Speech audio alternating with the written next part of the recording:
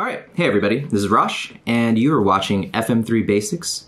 This is a YouTube channel and a YouTube series dedicated to programming all the Fractal products, including the Fractal Audio Systems FM3, FM9, AXFX3, and more. If you want to check out some of the other content, you can check out the rest of this YouTube channel, or you can check out fm3basics.com, fm9basics.com, and axfxbasics.com. So, a little about myself. Once again, my name is Rosh. I'm a working musician out here in Los Angeles. I'm also a guitar tech, and I build and program a lot of guitar rigs for a lot of different clients. So my clients include Steve Vai, Leppard, Etheridge, Perfect Circle, and more. So I wanted to get back to the Fractal community and show some tips and tricks on how to program all the Fractal products to get the most functionality, the best tone, etc.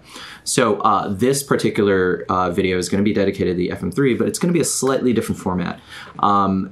Right now, as of this video's filming, this is we're in February 2023. A lot of people are starting to go back out on tour or starting to fly for gigs and stuff. So I'm actually going to be doing my first fly gig of the year tomorrow. And I figured it might be really good to at least show kind of my approach on what I'm planning on bringing to the gig, what kind of things and logistics I want to think about, not only at the gig, but just getting to the gig. You know, what going to the airport, you know, what type of transportation am I going to be using to get my gear from here to there. So I'm going to be flying to Raleigh, North Carolina, and I'm going to be playing a private event out there, I believe at the Raleigh Convention Center. So so a couple quick caveat about this particular gig is it's a pretty short run. I'm only going to be out there a couple days, so I actually opted to backline everything. So in this case, I will not be flying with a guitar. So once again, I'm not going to be flying with a guitar. I'm not very picky personally about the type of guitars I use. I can kind of make anything sound fine, and so as long as it has like basically 6 strings and generally stays in tune, then I can kind of make it happen. So the Backline company is a pretty reputable company. I've worked with them plenty before, so they usually provide, you know, pretty good equipment. And what I'm going to be getting at the gig is actually going to be a Fender Strat and a Fender Twin. Now, obviously, if I'm using an FM3, I'm probably going to opt to also go direct to front of house, but I'm going to also show some tips and tricks on how to use a backline amp, what to deal with when you're just getting a backline guitar. I generally play either, you know, a Les Paul or, you know, something with humbuckers. So I don't know if this guitar is even going to have humbuckers or not. It might be all 3 single coils or whatever. And then I'm going to show some tips and tricks inside the Fractal in case I need to, you know, compensate for the pickups, the lower output of the guitar. Again, these are the things that working musicians have to deal with all the time. So about a month from now, I'm also going to do another video that I'm going to be actually flying to the UK, and I'm actually going to be flying with my guitar. I'm going to be flying with an FM9, and then again, I'm going to show kind of what to pack, how to transport your gear, get it to and from one place to the other. So in this particular case, I'm going to be taking the FM3. I'm going to just be taking carry-on. I'm not going to be checking any bags. I'm going to take the FM3, going to put it in a Pelican, and then I'm going to have a backpack that's going to have basically, you know, like my clothes, the gig clothes, you know, the all the stuff that I'm just going to need for, you know, just day-to-day stuff, and then everything that's going to go in the Pelican is all dedicated to the actual music part of the gig. Now, another quick thing about this particular gig that I'm doing, I'm also going to be playing drums. So I'm switching off between drums and guitar in this gig, so I'm going to be packing some drum stuff, but that's not going to be super relevant to this channel. But again, if you see me, if you're wondering why I'm throwing a stick bag in there and stuff like that, that's why. So throughout the rest of this video, I'm going to basically, you know, put some, you know, just kind of like edit in some of the other videos of me, you know, at the airport or packing for the gear, packing the gear for the gig, what to, you know, things to look out for and what to deal with at Soundcheck.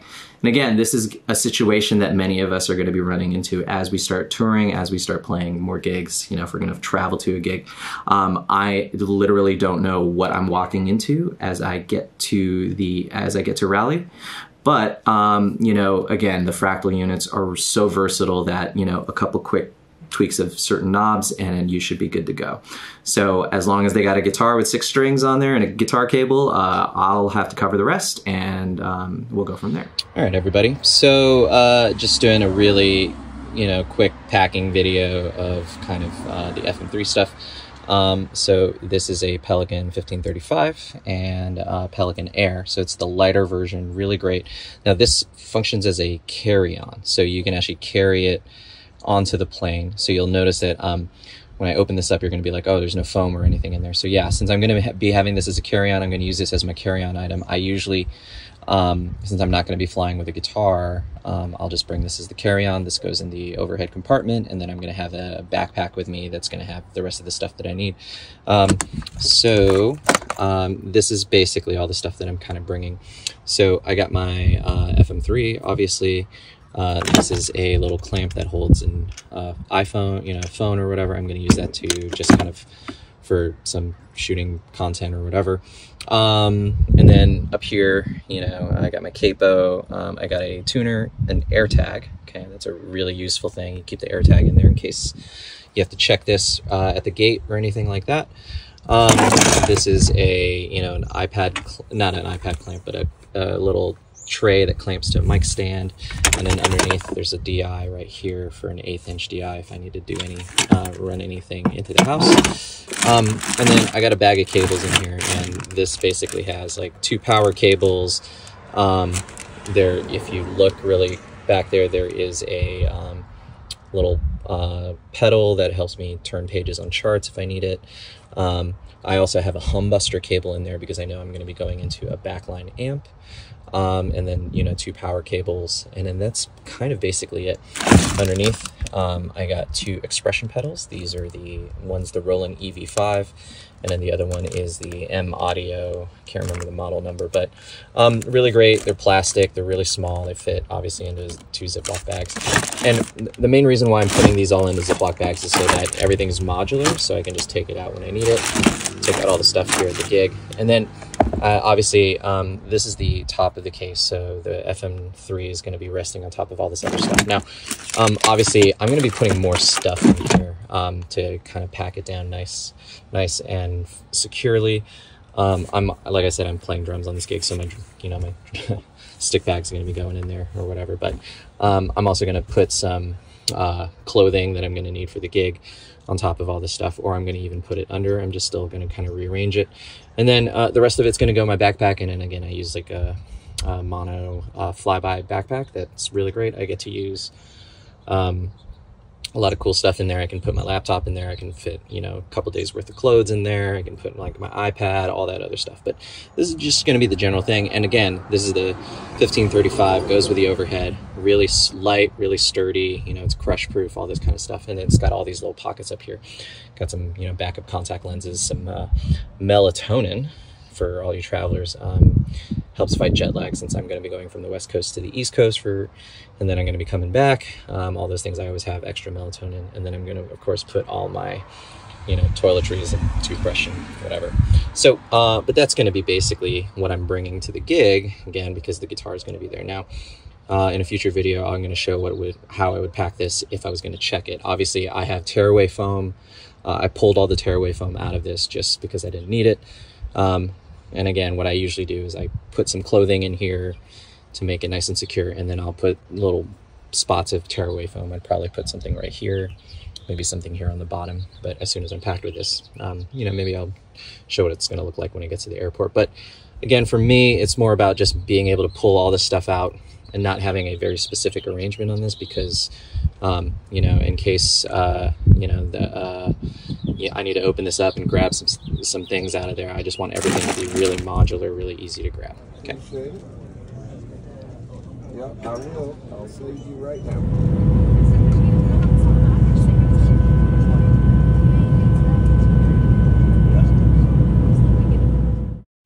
All right, so we got a pretty full flight. I'm going to be actually gate checking my Pelican. So, this kind of happens. I have to make a connection. We were going to go down the ramp, and then I'm going to hand it off to somebody, and they're going to throw it underneath the plane. Hopefully my equipment makes it there at the same time I do. But, this is just kind of one of the things that you have to deal with when you travel. So, but, I'm pretty confident. I patted it down. All the equipment's is pretty sturdy. It's, nice, and nothing's like, floating around in there or whatever. So if you do have a chance, or if you are concerned about this, you want to make sure, put some you know, tearaway foam or extra clothing or whatever. Just make sure that it's like fully firm and sealed.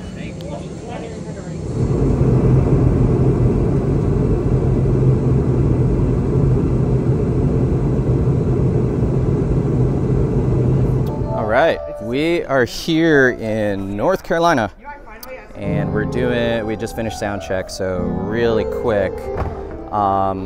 Here is the FM3. That's just turn charts, and then we got with the 2 pedals. Turns out we're not even going to use the backline amp. We're just going to run direct. These are actually the RCF NX12 SMAs, which are actually my preferred monitor anyway. So when I showed up and these were there, I was like, awesome, this is going to work absolutely amazing.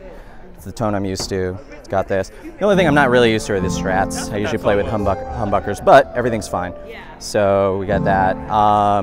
And then the usual stuff, but crazy thing is we were playing a pirate ship other than that. So we don't need to do anything crazy. All we're doing is basically running direct, mono. These are backline guitars, obviously. So mono, straight into the board, have the sound guy mix it. Nothing too crazy, nothing that I haven't talked about before. But other than that, you know, you just set that up and that just fits in that Pelican, and then we're good to go. So here we go. All right, everybody. So this is going to be kind of the wrap-up part of this video. The gig last night went really well. I'll splice in some footage of the gig. Obviously, like I said in the beginning part of the video, we were a lot of multi-instrumentalists in the band, and we were switching off instruments.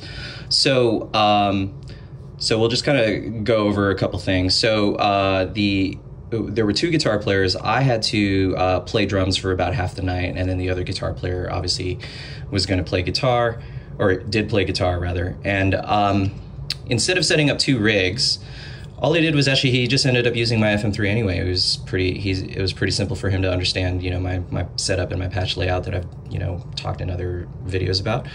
And we just found that it was going to be much easier for us to just hand the guitar to each other, and we had 2 guitars there, so either unplug the other guitar or just hand the guitar off. And the reason why we were doing that is there was a couple people in the band who are multi-instrumentalists. The client wanted no breaks in the music, so they wanted just 4 hours of music straight. So obviously, you know, we want to have breaks for all the musicians, so we kind of devised a way for all the musicians to get a break about every half hour, and then other people would just swap instruments. So I was swapping out with the drummer, the other guitar player was swapping out with the bass player. He also plays bass, so he was either using my FM3 rig or he was playing the bass rig, and then he also plays keyboards. Some people were singing, etc., etc., etc. So I used the FM3 half the night, and the other half I was playing drums, and pretty simple to understand. I didn't get to do a follow-up video of what happened after I gate checked this Pelican. Totally no problems, no damage or anything like that. Obviously, the Pelican showed up at the carousel, you know, where most of check luggage would ever show up. But one thing I can definitely recommend is, of course, get an air tag. And so I had a little heart attack moment where I got off the plane, checked the Find My AirTag thing, and then it turned out that my Pelican was still at the last airport, or so I thought. But after about maybe a half an hour, it kind of updated, and then it showed that it was at the same airport I was, so no problem. Obviously the band, all of us were flying in from different airports, so we all met up at the carousel, and then I just picked this up and it was good to go. So really great, you know, the backline company was awesome. Everybody was really on top of their game.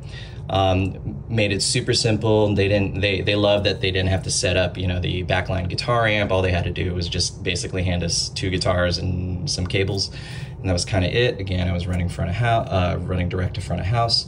And, you know, the only thing I can recommend to make sure for all of you is if you have enough time at Soundcheck, make sure that you ask the sound engineer or whoever's running monitors for you, if you are running direct, try to say something along the lines of, hey, send it back to me flat. So once you got your patches EQ'd at home, it's going to be used. You're going to get a sound that you're used to, because a lot of times what most front of house engineers are going to do is, of course, they're going to EQ your guitar signal to sound good in the room. So we were playing a big, huge convention center hall kind of thing. So it was a huge venue, as you can see in some of the videos that I'll splice in. And so obviously the guitar was very mid-range heavy, the EQ was very mid-range heavy.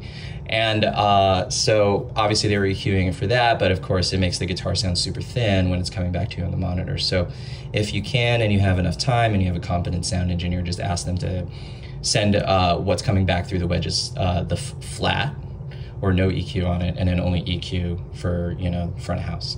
The other thing is, again, most people might be looking at this and going, oh my gosh, like what's gonna happen? All this stuff is banging around in there. I don't want my unit to get damaged. I don't want any of my stuff to get damaged. Again, you can always put the tearaway foam around or in here. I've had it in this Pelican before. What I found was sometimes I just had to bring so much different gear depending on the gig. Obviously you can see some accessories and other random stuff.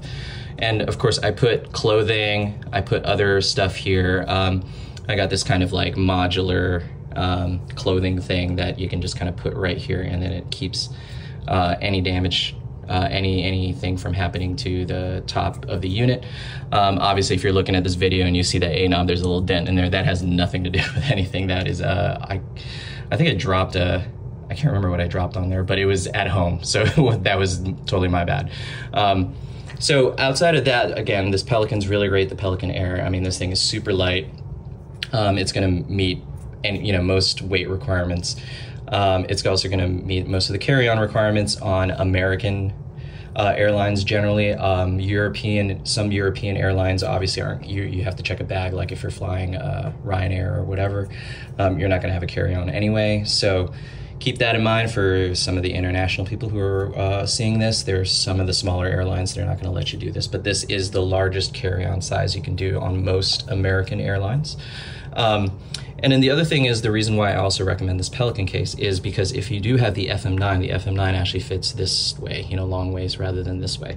So obviously the FM3 can fit in any situation. What I always do is I try to pack the FM3 towards the top of the Pelican case rather than the bottom.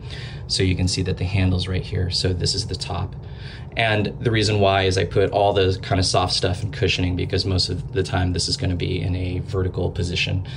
And then so if there's any movement up and down, it's going to be like this. Now, you can also put stuff underneath the FM3. You can wrap the FM3 in, a t-shirt, towel, whatever. If you need a little bit more, obviously the tearaway foam is usually best, but I was finding that I was always pulling the tearaway foam out, putting it in, getting new tearaway foam, because I was always having to bring different accessories depending on what fly gig it is. So I found that over time, it was just much better for me to have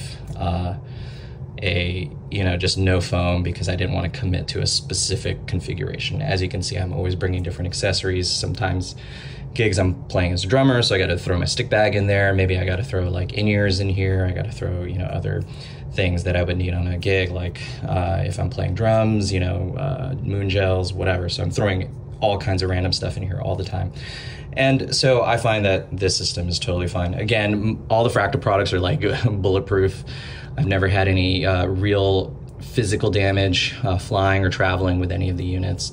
Most of the damage that I've ever encountered is generally always been user error. It's always been some silly thing, or we're talking catastrophic damage.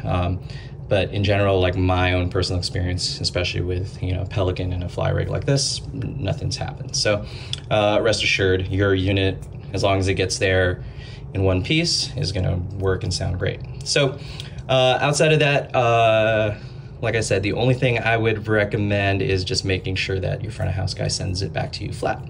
But that would be pretty much it. So again, thanks for coming along on this journey with this fly rig, or just this fly tape. So thanks so much for watching. If you guys need any one-on-one help, I'm always here to help you guys.